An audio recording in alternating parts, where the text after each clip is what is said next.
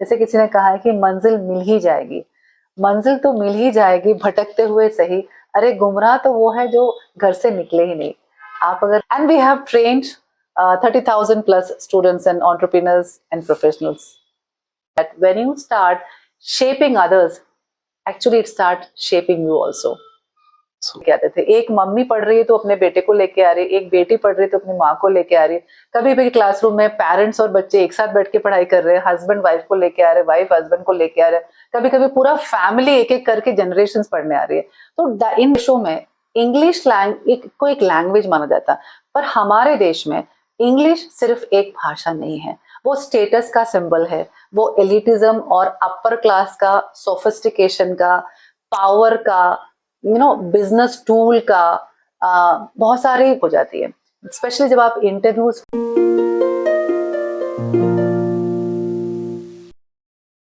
नमस्कार दोस्तों, welcome to startup talk with Rohit. आज हमारे साथ है बीना मैम, जिन्होंने न जाने कितने लोगों को इंग्लिश कम्युनिकेशन और पब्लिक स्पीकिंग में निपुण बनाया है। वो सिर्फ एक ट्रेनर ही नहीं बल्कि एक विजनरी भी है। वो पिछले 33 ईयर्स से मैथ्यूज एकेडमी को सफलतापूर्वक रन कर रहे हैं। और इतना ही नहीं, वो टेडेक्स और जोश टॉक स्पीकर भी रह चुकी है, जिसके थ्रू उन्होंने लाखों लोगों को इंस्पायर किया है। और एक खास बात, वो सिर्फ एक एंटरप्रेन्योर ही नहीं बल्कि 2 टैलेंटेड म्यूजिशियंस की माँ भी है। तो बिना देरी किए let's welcome Beena ma'am. Ma'am, it's an absolute pleasure to have you on our podcast. Same here, Rohit. Feeling really lovely and blessed to have an interaction with you like this on this platform. Okay, so ma'am आप please हमारी audience के लिए अपना basic introduction दे दीजिए।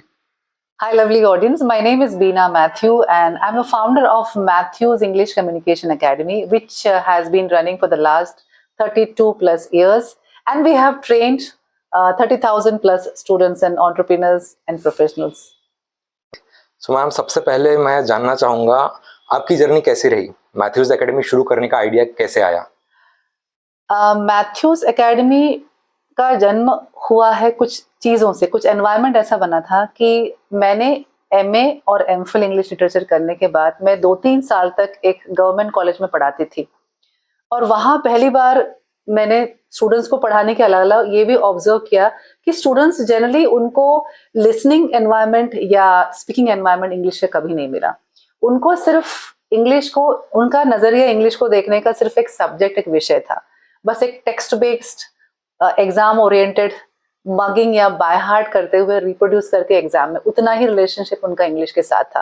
But जब कभी उन्हें मौका मिलता था कुछ बोलने का सबके सामने खड़े होकर, वो कभी भी कंफर्टेबल नहीं थे, क्योंकि उनको सिर्फ रटी रटाई कुछ बातें जो एग्जाम में रट के उगलना है, बस वही याद था। तो उस टाइप का जो एक रोबोटिक एनवायरनमेंट जहाँ की सिर्फ थियोरिटिकल ही चीजें होती थी इंग्लिश को लेकर, वो मैंने तभी के तभी ऑब्जर्व कर लिया था कि वो कभी भी रियल लाइफ में कुछ कर ही नहीं पाते थे as far as English language was concern. पर उसके बाद में जब मैंने वो जॉब भी रिजाइन करके जब मैंने नागपुर आई, तो यही चीजों को मैंने फिर से देखा, यही सिस्टम से 2-3 कॉलेजेस में जब भी मैं पढ़ाती थी, और तभी मुझे वो स्पेस मिला जहां मैंने बेस शुरू किया। And that was where in 1993 was born Matthews English academy, जहां मैंने अपने फ्यूचर को बनाने के लिए, यानी कि एज ए करियर, मैंने दूसरों को फ्यूचर का बनाते हुए मैंने अपना फ्यूचर भी स्टार्ट कर दिया था। That means I totally believe that when you start shaping others, actually it start shaping you also. So thank you so much ma'am, thank you so much for sharing your journey. So और मतलब जब आपने शुरुआत की तब सबसे बड़ा challenge क्या रहा? ओके, अब ये 1993 उन दिनों की बात है जबकि कोई सोशल मीडिया जैसा कोई वर्ड ही नहीं था या टेक्नोलॉजी इतनी एडवांस नहीं थी। तो सबसे बड़ा चैलेंज ऑफ कोर्स एक प्रोफेशनली आप कह सकते हैं कि ये चीजें ही लोगों के बारे में डिस्कस नहीं होती थी। जैसे मैंने कहा कि इंग्लिश वर्ड को हम सिर्फ एक इंटरव्यू या फिर एक एक तरह का एक हवा या किलर सब्जेक्ट था इंग्लिश, जैसे मैथ्स के साथ इंग्लिश भी एक उस टाइप का एक सब्जेक्ट था। अब इतना एक्सपोजर स्टूडेंट्स को उतना तब नहीं था। तो उसमें एक तो था कि हम कैसे अपने काम को लोगों तक ज्यादा तक पहुंचाए। So that was one challenge for me professionally, जबकि माउथ टू माउथ था या रेडियो पर होता था जब कोई चीज होती है, इस टाइप से हमने किया। केबल के थ्रू हमारा प्रमोशन होता था। स्टूडेंट्स की तरफ या स्टूडेंट्स को पढ़ाने के लिए सबसे बड़ा चैलेंज ये रहता है हमेशा, और आज भी ये चैलेंज मैं मान सकती हूँ, कि स्टूडेंट्स ऑलरेडी एक रटे रटाए एनवायरनमेंट से आते हैं और इनके लिए इंग्लिश कभी भी एक speaking, thinking, listening and writing language रही नहीं है। उनके लिए इंग्लिश एक पेन होता है, एक प्रॉब्लम होता है जिसको हमें पार कर जाना है और कुछ चीजें करनी है। मतलब उनका जो इमोशन है इंग्लिश के साथ एक दर्द वाला या एक ऑब्स्टिकल वाला रिलेशन रहता है कि बस इसको निपट जाए हम पड़ता है। तो वो एक रिलेशनशिप इंग्लिश का स्टूडेंट्स के साथ एक पॉजिटिव बनाना भी बहुत बड़ा चैलेंज होता है। और दूसरा ये है कि आप इंग्लिश को इन तक पहुंचाने के लिए तो ट्रांसलेशन मोड पे रहते स्टूडेंट्स, तो कंडीशनिंग ऑफ माइंड पहले ठीक करो, उनका रिलेशनशिप बराबर इंग्लिश के साथ डेवलप करो ताकि वो एक day to day casual environment में करे। इन चीजों को बिल्डअप करने के लिए थोड़ा टाइम लगा। प्लस स्टूडेंट्स को लगता है हमेशा कि ये चीजें तो बस होगा ही नहीं और बहुत शॉर्ट टर्म, बस कैसे तो भी वो रट के तो आते हैं, यहाँ पर भी रट रट के कैसे भी नहीं, उनको थोड़ा पेशेंस कम रहता है। बट ये आपका एक लाइफ लॉन्ग एक जर्नी रहता है जिसके लिए आपको थोड़ा पेशेंस चाहिए। इन चीजों को इनकलकल करने में एक डेफिनेटली एक चैलेंज होता है। That's really inspiring ma'am. कौन सा मोमेंट था जब आपको लगा कि मतलब मैथ्यूज एकेडमी ने कुछ बड़ा अचीव किया है? बड़ा, I always believe that you may not be able to do great things always, but you can always start doing small things in a great way. और मैथ्यूज एकेडमी का भी वही जर्नी रहा है कि हमारी एक्चुअली जर्नी जब 1993 की मैं बात करूंगी तो सिर्फ एक ही स्टूडेंट था, वहां से शुरू किया। हम कभी कभी कोई सोचते हैं कि हम सडनली बहुत बड़ी बड़ी चीज कर लेते हैं और स्टार्टिंग से ऐसा नहीं होता है। एक पेशेंस के साथ, एक कंसिस्टेंसी के साथ और एक सही इंटेंशन के साथ आप एक छोटा सा सीड लगाते हो और फिर वही पौधा बनता है, फिर पेड़ बनता है और उसमें फल आते हैं। और इस तरीके से ही मैथ्यूज एकेडमी का भी जन्म हुआ। एक स्टूडेंट से शुरू किया और 30,000 से ज्यादा जो आज हम क्लेम करते हैं उसकी जर्नी बड़ी हम्बल, बड़ी सिंपल रही है। और अब हम सोचते हैं कि अचीवमेंट जब हमें आया, हम बोल सकते हैं जब स्टूडेंट्स के थ्रू हमारा नाम जब फैला, उस समय लोग दूसरों को रिकमेंड करने लगे, क्योंकि उन दिनों में तो गूगल या इंस्टाग्राम ऐसा कुछ भी नहीं था। तो स्टूडेंट्स को लेके आते थे। एक मम्मी पढ़ रही है तो अपने बेटे को लेके आ रही है, एक बेटी पढ़ रही है तो अपनी माँ को लेके आ रही है। कभी भी क्लासरूम में पेरेंट्स और बच्चे एक साथ बैठ के पढ़ाई कर रहे हैं, हस्बैंड वाइफ को लेके आ रहे हैं, वाइफ हस्बैंड को लेके आ रहे हैं, कभी कभी पूरा फैमिली एक एक करके जनरेशन पढ़ने आ रही है। तो इनडायरेक्टली हमको ये महसूस होने लगा कि जो चीज हम उन्हें दे रहे हैं वो नेचुरली उनको बहुत ज्यादा फायदा कर रहा है और बाकी लोगों को वो हमें रिकमेंड भी कर रहे हैं। उसके बाद ऑफ कोर्स 2016 में हमने फिर गूगल का वो किया, गूगल पे फिर हमारे रिव्यूज आने लगे। और आज ये है कि हमारे यहाँ अब्रॉड में स्टूडेंट्स है, बहुत सारे कॉम्पिटिटिव एग्जाम्स देके स्टूडेंट्स आते हैं, कुछ लोग आरजेएस बन रहे हैं, कुछ बहुत बड़े बड़े बिजनेसेस कर रहे हैं, मल्टीनेशनल कंपनीज को हेड कर रहे हैं।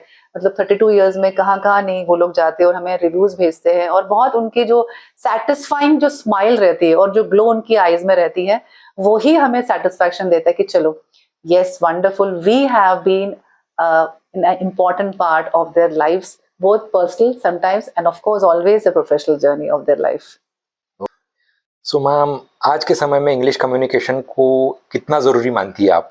क्या ये सिर्फ करियर के लिए ज़रूरी है या पर्सनल ग्रोथ के लिए भी? हाँ, यहाँ पर मैं आपको कहूंगी कि इंग्लिश जो लैंग्वेज है, एक बड़ी मजेदार बात यह है कि बाकी देशों में इंग्लिश को एक लैंग्वेज माना जाता है, पर हमारे देश में इंग्लिश सिर्फ एक भाषा नहीं है, वो स्टेटस का सिंबल है, वो एलिटिज्म और अपर क्लास का, सोफिस्टिकेशन का, पावर का, बिजनेस टूल का, बहुत सारी चीजों में, मतलब आपकी पूरी पर्सनालिटी जो है एक हायर लेवल पे आप रहे हो, ये साइकोलॉजिकल और एक इमोशनल टूल भी हो जाता है। दैट मीन्स वो सिर्फ एक भाषा नहीं रह गई है। अगर आपको हिंदी नहीं आती तो आपको कोई छेड़ेगा नहीं, कोई आपका मजाक नहीं उड़ाएगा, मराठी नहीं आती तो नहीं करेगा। बट अगर इंग्लिश नहीं आती है तो सोसाइटी में आपका एक क्लास डिवाइड आप फील करते हो कि अरे उन लोगों को इंग्लिश अच्छी आती है और मुझे नहीं आती है। Many times I feel that English को इतना ज्यादा इंपॉर्टेंस भी है, at the same time because of that ये जो हम बोलते हैं कि पर्सनल डेवलपमेंट जो वर्ड होता है वो हमने इंग्लिश के साथ बहुत कनेक्ट किया है। वाई? बिकॉज स्कूल डेज में भी इंग्लिश नहीं जानने से आपको प्रॉब्लम है तो आपको हल्का सा सेल्फ वर्थ लो फील होता है, बट रटा रटा कैसे तो भी हम मैनेज कर लेते हैं कि रट के पास कर लेते हैं। पर उसके बाद कॉलेज में भी हम मैनेज कर लेते हैं, थोड़ा बहुत प्रेजेंटेशन रट के कर लिया, स्लाइड। पर्सनैलिटी कहाँ पर शेक होती है हमारी? जब आपका बेसिक ही आपको लगता है कि कुछ नहीं आता मुझे, सडनली आपको बहुत कुछ आता होगा, बट जस्ट बिकॉज उन चीजों को आप इंग्लिश में रिप्रेजेंट नहीं कर पाते तो आपकी पर्सनैलिटी भी शेक हो जाती है। स्पेशली जब आप इंटरव्यूज फेस करते हो और आपको रिजेक्शन मिलता है, मे बी बिकॉज आपकी नॉलेज बहुत अच्छी है, it's not about lack of knowledge but it is because lack of fluence in English. तो इंडिया में रहते हुए इंग्लिश एक बहुत ही पावरफुल साइकोलॉजिकल टूल भी है और प्रोफेशनल टूल भी है, क्योंकि आप इंग्लिश अगर जानते हो तो आपकी बहुत सारी खामियां मेरे को लगता है ढकी जाती है, इन द सेंस कि पहले आपका इंप्रेशन वो इंग्लिश लैंग्वेज से हो जाता है, एंड फिर थोड़ी बहुत आप में खामियां भी होगी तो वो मैनेज हो जाते हैं, चलो he can speak very good English, because पहला जो फर्स्ट इंप्रेशन होता है वो इंग्लिश से क्रिएट हो जाता है. You just speak very good English, very फराटेदार English, and then you can create a very good impact.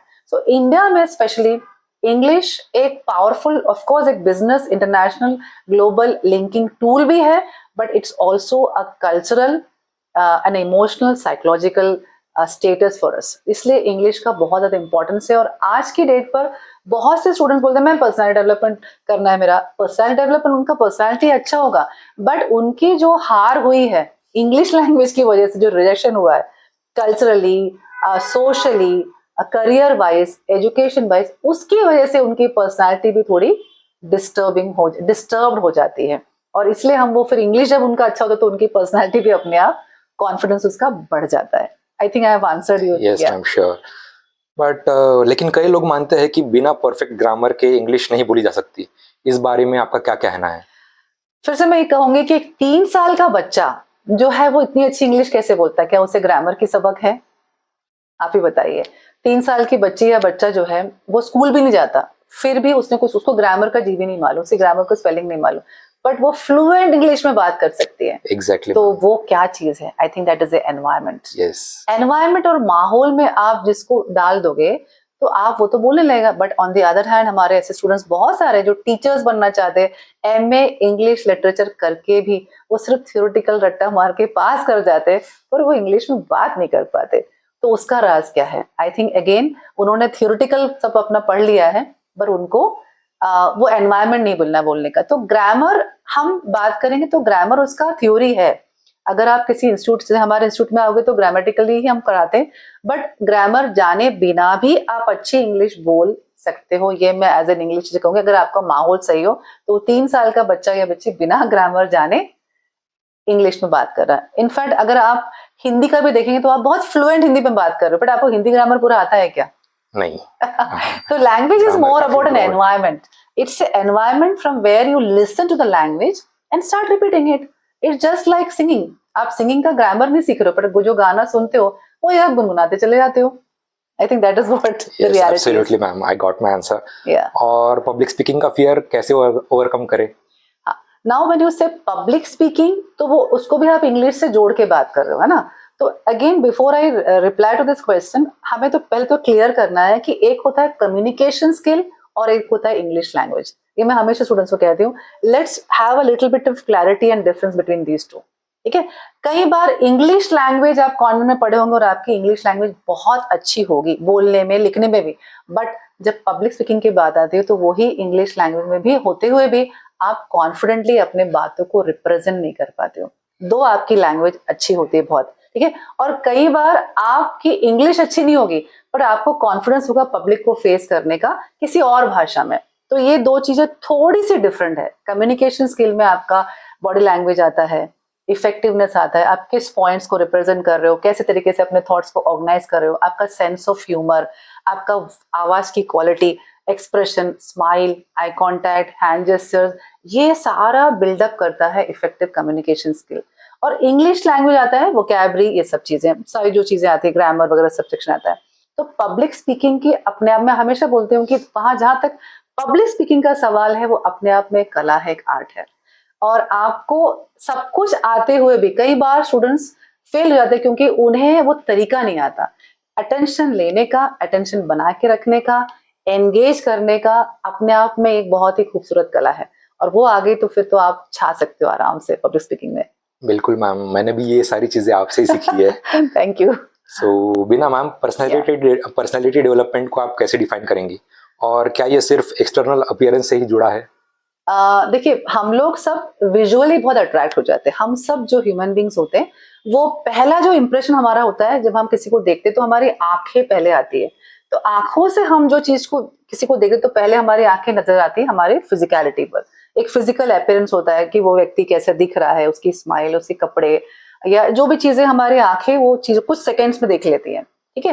तो पहला इंप्रेशन होता है. That's why when you go for interview also बोलते हैं कि आप बिल्कुल वेल ड्रेस्ड रहो, बिल्कुल प्रेस किए हुए कपड़े हो, आपके बाल भी बिल्कुल प्रेस किए हो, मतलब इस तरीके से आप प्रेजेंट करते हो, वो कुछ सेकंड्स का इंप्रेशन रहता है, वो आपका एक भाग है पर्सनालिटी का। एट द सेम टाइम वो ये भी बता रहा है वो पर्सनालिटी कि आप खुद का बहुत अच्छा केयर करते हो, एंड एक सेल्फ केयर आपकी पर्सनालिटी बताता है। But personality on a deeper level is not just about your looks और अपीयरेंस। ये सभी लोग जानते हैं कि personality is about the thoughts that you carry, the way you make others feel, and your behavior, the overall approach and perspective you keep towards everything and every situation. अगर इतना सब ड्रेसिंग करने के बाद, इतना सब करने के बाद जरा सी बात में अगर आप घबरा जाते हो और आपका पूरा कॉन्फिडेंस लूज हो जाता है, तो फिर आपकी पर्सनालिटी का बेस ही स्ट्रांग नहीं है। तो पर्सनालिटी सिर्फ एक्सटर्नल अपीयरेंस पे टिका हुआ नहीं है, it has to be very deeper fact. That is what we all believe. Okay ma'am, और मुझे बताइए कि वो कौन से 3 चीज़ है, मतलब की फैक्टर्स बोल सकते हैं, जो हर व्यक्ति को अपने पर्सनैलिटी डेवलप करने के लिए फोकस करनी चाहिए? नाउडेज जब मैं अपने स्टूडेंट्स से बात करती हूँ और इतने सारे स्टूडेंट्स को मैं सुनती रहती हूँ, लिसनिंग करती हूँ, सर आई ऑलवेज से पहले तो मैं ये बोलूंगी कि हमें अपनी जर्नी पहले पता होना चाहिए, सेल्फ रिफ्लेक्शन, और you can say self introspection is very important. Right from our childhood till today, हम जो भी स्टेज पर है, हमको अपने फियर्स, अपनी ट्रिगर पॉइंट्स, अपने एंग्जाइटीज, अपने एरियाज ऑफ इम्प्रूवमेंट, जितना ज्यादा हम उस पर वर्क करेंगे उतना ज्यादा, अभी हमने पर्सनैलिटी की बात की, उतना ज्यादा हम इम्प्रूव कर सकते हैं। I think I also still work on my own areas where I need to improve, because अगर किसी ने बोला कि I am perfect in every stage, I don't think that person is growing or evolving. So that self introspection या reflection is a very important part of a personality. तो अब तो का evolving personality उसी को बोलेंगे हम। ऑफ कोर्स सेकंड पॉइंट आता है कम्युनिकेशन, बिकॉज जैसे मैंने कहा कि अगर आप अपनी बातों को, अपने फीलिंग्स, ओपिनियन, आइडियाज को प्रॉपर वे में एक प्रॉपर नरेटिव बिल्डअप करके नहीं कह पाओगे, तो एक बहुत बड़ा सफोकेशन पॉइंट है आपका कि अरे मुझे सब कुछ आता है, मेरे मुझे टैलेंट्स भी है, स्किल्स भी है, बट मैं दुनिया के सामने उसे रिप्रेजेंट नहीं कर पा रही हूँ। सो that is which is very important. And third is of course having a lot of patience, because कई बार पेशेंस एंड अटेंशन, अभी हमें क्या होता है, शॉर्ट टर्म वाली बात है ना, थोड़ा सा जैसे मैंने कहा कि एक पौधा लगाया तो उसमें थोड़ा टाइम लगता है हर चीज को आने के लिए, तो वो टाइप का कंसिस्टेंसी के एक पेशेंस वाली कंसिस्टेंसी आना बहुत जरूरी है। आई थिंक दीज बहुत सारे फैक्टर्स में से 3 पॉइंट्स मैं जरूर कहूंगी, ये सारे तीनों फैक्टर्स बहुत इंपॉर्टेंट है। बिल्कुल सही कहा मैम आपने। तो मैम मुझे बताइए कि मैथ्यूज एकेडमी में क्या अलग होता है, हम ऐसे कौन से टैक्टिक्स यूज करते हैं स्टूडेंट्स को पढ़ाने में जो बाकी कोचिंग या बाकी टीचर्स नहीं करते हैं? ओके रोहित, मैं कंपेयर तो नहीं करूंगी, बट ये जो चीजें हमें रिव्यू से मिलता है, मैंने देखा है कि as compare to maybe other way of teaching techniques, हम लोग स्टूडेंट्स में ऑलरेडी एक ट्रस्ट लेके चलते हैं कि स्टूडेंट्स को कुछ ना कुछ आता है, उसे सिर्फ एक प्लेटफॉर्म की जरूरत है, एक अवसर की जरूरत है, एक अपॉर्चुनिटी चाहिए जहां वो अपने आप को रिप्रेजेंट कर सकते हैं। एंड मैथ्यूज एकेडमी जो है वो बहुत ही ज्यादा नॉन जजमेंटल प्लेटफॉर्म है, वो बहुत ही सपोर्टिंग एंड इवेल्युएटिंग प्लेटफॉर्म है, पर कभी भी किसी स्टूडेंट्स का मोरल को लो करना या क्रिटिसाइज करना उस तरीके से नहीं चलता है वो। इसलिए हम लोग डे 1 से स्टूडेंट्स को, instead of teaching them directly grammar और थियोरेटिकली, जो कि एक बहुत ही बोरिंग प्रोसेस रहता है उनके लिए, तो हम उन्हें पहले से प्लेटफॉर्म देते हैं जहां वो सिंपल टॉपिक के साथ खुद को रिप्रेजेंट कर पाते हैं। और टॉपिक्स बड़े सिंपल रहते हैं, बट वो सिंपल टॉपिक्स के थ्रू, जैसे माई डेली रूटीन हो गया या माई मेमोरेबल एक्सपीरियंस हो गया, हम उनको पहले सुनते हैं। तो it's very different, because generally teacher बोलती है और स्टूडेंट सुनते हैं, हमारे यहाँ उल्टा होता है, teacher lessons and the student speaks. जब वो स्पीक करते हैं तो स्पीक करते करते उनके बहुत सारे मिस्टेक्स होंगे in terms of English grammar, in terms of using the right vocabulary, या वो फंबल करते होंगे, नर्वस हो जाते हैं, उनके हैंड जेस्चर्स, पर जब तक वो मैदान में नहीं आते वो अपने आप को देख भी नहीं पाते या हम उन्हें इवेल्युएट नहीं कर पाते, और जब हम उन्हें इवेल्युएट ही नहीं कर पाएंगे तो हम उन्हें हेल्प कैसे करेंगे। So after observing them how they are representing their thoughts in English language, standing before the public, what kind of feelings they undergo, वो सेल्फ कॉन्शियस हो रहे हैं, नर्वस हो रहे हैं, एंक्शियस हो रहे हैं, वो सारे चीजों को वो फेस करते करते करते करेक्शन भी होती है, इवैल्यूएशन भी होती है, उनको बताते देखो आपके आई कॉन्टैक्ट वो जा रही थी, ऊपर जा रही थी, या आपके हैंड जेस्चर्स बिल्कुल लॉक थे। इस टाइप के छोटे छोटे हम इमीडिएट फीडबैक देते हैं, और वहीं पर उनकी शुरुआत होती थी लर्निंग की। उन्हें पता भी नहीं चलता कि धीरे धीरे धीरे धीरे वो जो सिंपल टॉपिक्स उन्होंने जर्नी शुरू की थी, वो धीरे धीरे उनको वो कॉन्फिडेंस उनका बढ़ता है। क्योंकि कॉन्फिडेंस बढ़ाने का कोई लेक्चर नहीं देते हम कि ऐसा करो तो कॉन्फिडेंस, हम उनको सीधा, जैसे आप गाना गाते हो तो लिख के नहीं जाते ना, आप गाना गाते हो तो गाना ही गाते हो, स्विमिंग करते हो स्विमिंग पानी में करते हो, खड़े नहीं रहते स्विमिंग के लिए, या आप ड्राइविंग लेकर रोड पे निकल जाते हो गाड़ी लेकर, वैसे ही पब्लिक स्पीकिंग हो या स्पीकिंग स्किल हो, आपको वो प्रैक्टिकली वो स्किल को डेवलप करने के लिए वो करना पड़ता है। फिर एवरीडे आप करते करते करते करते ऑडियंस के सामने प्रैक्टिस करते करते आप में से एक बहुत ही पावरफुल, एक बहुत ही खूबसूरत स्पीकर बाहर आता है। And that is the journey of how we train our students. हाँ मैम, तो आपने बताया कि हमारी जो जर्नी है वो एटलीस्ट 1.5 मंथ की होती है। हाँ। तो आपने कैसे कैसे रिजल्ट देखे हैं, मतलब स्टूडेंट्स के कॉन्फिडेंस में और बाकी चीज़ों में? या तो स्टूडेंट्स जो फर्स्ट वीक या फर्स्ट फ्यू डेज 3-4 दिन में, कई बार स्टूडेंट्स जो होते हैं वो उनको सामने आने में हिम्मत ही नहीं होती है, बट उन्हें हम कन्विंस कर लेते हैं वैसे भी, क्योंकि वो सामने आना ही उनके लिए बहुत बड़ा, उनके लिए वो 2 कदम जो होता है वो चेयर से उठकर सबके सामने, क्योंकि आप जब ग्रुप में बैठे रहते हो तो आप सबके साथ बड़े कंफर्टेबल स्पेस में रहते हो, बट जैसे ही वो 2 कदम लेकर आप जब खड़े रहते हो, सब लोग, सबकी आंखें आपको देख रही है, तो बहुत स्टूडेंट्स के लिए वही उनकी पहली जर्नी होती है, शुरुआत, वो 2 कदम लेना, कंफर्ट जोन तोड़ के सबके सामने खड़े होके 2 शब्द बोलना। कभी कभी स्टूडेंट्स पहले जो होते हैं वो अपना नाम तक क्लियर नहीं बोलते और बहुत सारा आई कॉन्टैक्ट, पर धीरे धीरे हम देखते हैं कि फर्स्ट वीक हो गया, सेकेंड वीक हो गया, एंड दे फील दैट ठीक है, कुछ नहीं होता, कोई जज नहीं कर रहा, कोई मजाक नहीं उड़ा रहा, और बाकी लोग भी उसी सेलिंग बोट में, यानी कि सभी लोग एक ही नाव में सवार है। तो उनका जब कंफर्ट जोन बढ़ता है, उनको सपोर्ट सिस्टम मिलता है, करेक्शंस होती है, प्रॉपरली उनको एक डायरेक्शन मिलता है, तो वो धीरे धीरे उसमें फिर उनको मजा भी आने लगता है और वो आगे बढ़ते हैं। तो उनका फिर ये या फिर थोड़ा सा उनका जो डर है, कॉन्फिडेंस लेवल जो बहुत लो था, वो हाई लेवल पे धीरे धीरे जाता है। इट्स अ प्रोसेस, और वो डेफिनेटली वो रिजल्ट्स आते हैं। फिर हमारे जो रिव्यूज है स्टूडेंट्स के, उसी में से आते हैं। ऑफ कोर्स कुछ लोग के फिर इंटरव्यू क्लियर हो जाते हैं, कुछ लोग प्रेजेंटेशंस दे पाते हैं, और हम आज रिकॉर्डिंग भी करने लगे अभी, तो रिकॉर्डिंग से भी हमें पता चलता है कि डे 1 कैसा था और डे 12 कैसा था। इस प्रकार से हम उसको फिर इवैल्यूएट कर पाते हैं। जी मैम, बिल्कुल। और मैम मुझे बताइए कि कौन से 3 बुक्स आप रिकमेंड करेगी अगर किसी को इंग्लिश कम्युनिकेशन स्टार्ट करना है तो? हाँ, सो अगर देखिए, मैं ऐसे स्पेसिफिकली कोई किताबें जनरली कम करती हूँ, आई टेल यू, बिकॉज आजकल रीडिंग, देखो, एक लैंग्वेज को डेवलप करने के सबसे पहले तो हम हमेशा कहते हैं कि लिसनिंग करना है आपको। स्टूडेंट्स को लिसनिंग एनवायरनमेंट से आप स्पीकिंग करोगे, और फिर राइटिंग एंड रीडिंग पे हम आते हैं। ऑफ कोर्स ये बहुत इंपॉर्टेंट क्वेश्चन है, रीडिंग अपने आप में ही बहुत कम होता जा रहा है अनफॉर्चुनेटली रोहित। अगर आप देखोगे तो आजकल वॉचिंग और स्क्रोलिंग जनरेशन होती जा रही है, तो उनको रीडिंग जो है एक पेशेंस वाला काम है, but at the same time चाहे वो सेमी इंग्लिश हो, नॉन इंग्लिश हो या लोअर इंग्लिश हो, मैं स्टूडेंट्स को हमेशा बोलूंगी वो रटा रटाया जो टेक्स्ट बुक बेस्ड जो लर्निंग होती है वो बहुत लिमिटेड होती है। वो आपका सेट करिकुलम होता है और आप एग्जाम पास करके रटा रटा करके कॉलेज में जाते हो।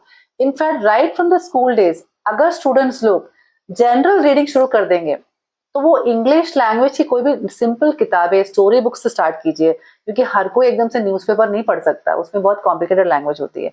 तो वो उसको रीडिंग पे, तो रीडिंग का हॉबी तो आ जाए, उसको simple simple children story book से भी अगर वो शुरू करे तो एटलीस्ट उसको रीडिंग में बोर नहीं लगेगा, और वहां से जर्नी करते करते फिर वो नॉवेल्स या करियर ओरिएंटेड किताबें या इंग्लिश की किताबें पढ़ सकते हैं। इंग्लिश पढ़ने के लिए बहुत सारी किताबें अवेलेबल हैं, जैसे डेल कार्नेगी की किताबें हैं, पर्सनैलिटी के लिए बहुत किताबें हैं। हम लोग रिकमेंड करते हैं कि आप पहले रीडिंग शुरू करो। सिंपल रीडिंग आप शुरू करोगे तो उसमें ऑलरेडी बहुत सारी वोकैबुलरी आएंगी, स्पेलिंग्स आपकी अच्छी हो जाएंगी, स्ट्रक्चर हो जाएगा, ग्रामर हो जाएगा। जो चीजें आपको पसंद है वो टॉपिक्स पे आप पढ़ना शुरू करो, वो ज्यादा अच्छा है। क्योंकि थोड़ी देर पहले मैंने आपको कहा था कि इंग्लिश लिटरेचर पढ़ने के बाद, रट्टा मार के एमए इंग्लिश लिटरेचर करने के बाद भी जरूरी नहीं है कि वो इंसान अच्छे से इंग्लिश बोल पाए। तो इसलिए reading is the basic thing. अब फिर वो रीडिंग आपका धीरे धीरे एक्सपैंड करो, और you should, I always tell my students that you should know something of everything and everything of at least one thing.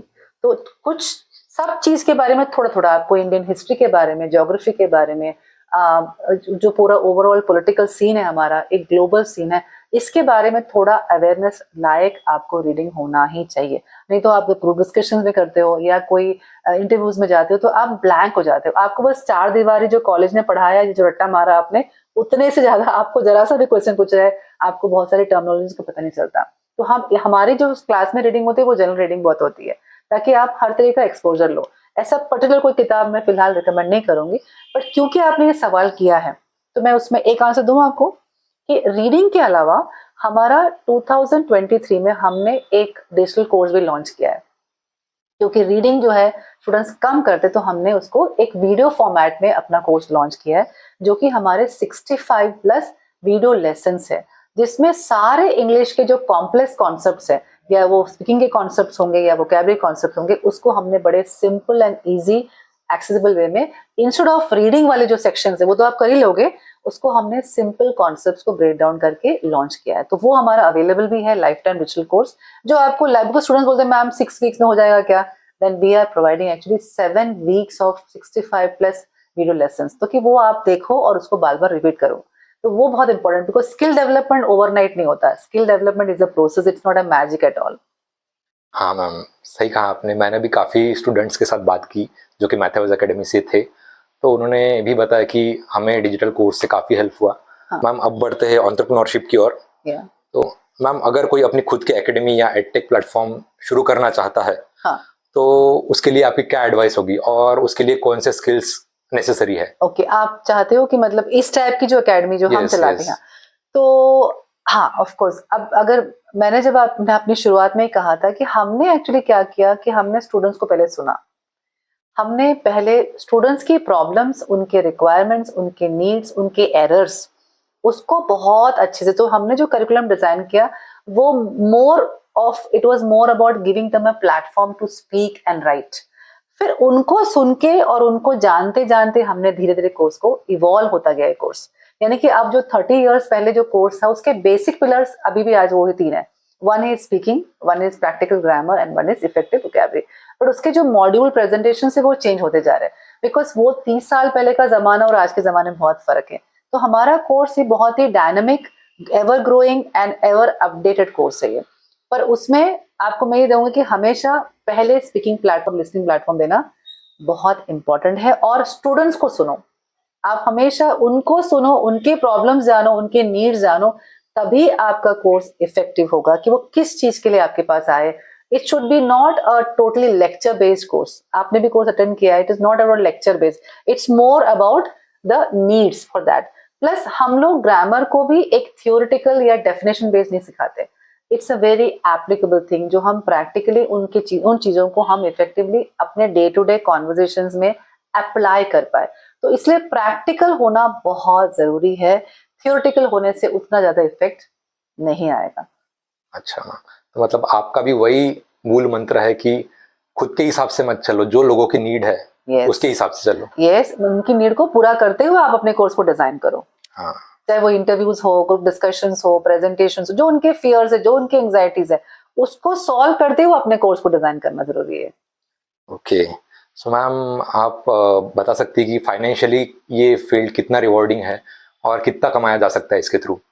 मैं अभी इतना एकदम से मतलब एक रिजल्ट्स एक तो नहीं बताऊंगी, बट हाँ, अब डिपेंड्स करता है कि आपको इतना कितना प्रायोरिटी इस चीज को आप अपने करियर ओरिएंटेड वे में, जैसे मेरे लिए एक पैशन है, वेर आई ऑलवेज बिलीव, मुझे लगता है कि आपको मैंने भी कहा था कि when your passion becomes your profession, your vocation feels like a vacation. तो मेरे लिए ये एक प्रोफेशन जो है वो सिर्फ मनी ओरिएंटेड नहीं रहा है। In fact I will tell you very frankly that I never thought myself as a entrepreneur. The first thinking was that, but it just now I am using the word entrepreneur and all that, but I think for me it was more about passion of shaping something, passion of creating something, passion of giving something and contributing to society, nurturing. So I can call myself more a mentoring and nurturing person who is shaping the personality as well as the communication skill and thinking of thousands of students. अब वो of course उसका by product money है मेरे लिए, तो पहला शायद इतना मनी कमाने वाला जो थिंकिंग होता है, वैसे वो आज भी मेरे माइंडसेट में उतना नहीं है। So that is why there is a calmness if you have observed in me, that it for me, and I will feel that whenever आप प्रोफेशन को पहले अपने काम पे ध्यान दो। आपने अगर 3 इडियट्स में भी सुना होगा, तो दे ऑलवेज से आप don't chase money, first you chase excellence, money and other things will follow. So that is a philosophical way. But हाँ, अगर कोई एंटरप्रेन्योर्स हैं तो मैं जरूर कहूंगी कि आप जितना अपने आप को प्रमोट करोगे, जितना आप सोशल मीडिया पे अपने आप को रखोगे, बट काम आपका पहला डिफाइन होगा। क्योंकि हमारा जो एकेडमी शुरू हुआ था तब तो कुछ भी सोशल मीडिया नहीं था, अच्छा काम किया इसलिए ग्रो हुए। अच्छी चीज, आप अच्छे कॉन्सेप्ट से बिल्कुल सही इंटेंशन से काम करोगे तो फाइनेंशियली बहुत ही सक्सेसफुल वेंचर है। और ऑफ कोर्स आपको ग्रेटिफाइंग भी बहुत रहेगा एक्सपीरियंस, बिकॉज आप किसी की लाइफ और डेस्टिनी को शेप करने में आपका हाथ रहेगा। ओके, बिल्कुल मैम, सही कहा आपने। सो मैम, वीडियो एंड करने से पहले मेरा एक लास्ट क्वेश्चन है।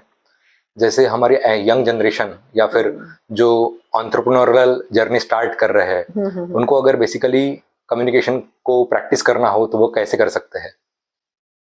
या अगर आप देखो, एक तो होता है कि आप फॉर्मली कहीं ज्वाइन कर लेते हो, जैसे कि अभी हम प्लेटफॉर्म देते हैं आपको स्पीकिंग का हमारे एकेडमी में, या ऐसे और भी इंस्टीट्यूट जितने भी होंगे, तो वहाँ आपको एक फॉर्मल एनवायरनमेंट या प्रेजेंटेशन करने का या कम्युनिकेशन करने का आपको एक एनवायरनमेंट, काफी एनकरेजिंग एनवायरनमेंट मिलता है। पर उसके अलावा भी आप डे टू डे में आपको कहीं ना कहीं कुछ ग्रुप ऑफ फ्रेंड्स, इनफॉर्मली या फॉर्मली होना चाहिए, जहाँ की आप इस तरीके की कम्युनिकेशन को ना प्रैक्टिस करें। तो कई बार क्या होता है कि आप सिर्फ अपने लिमिटेड क्लासरूम की लर्निंग से अटैच रहते हो, और उसके बाद जैसे आप डे टू डे लाइफ आते हो तो वो कम्युनिकेशन को इफेक्टिवनेस नहीं बढ़ाते आप।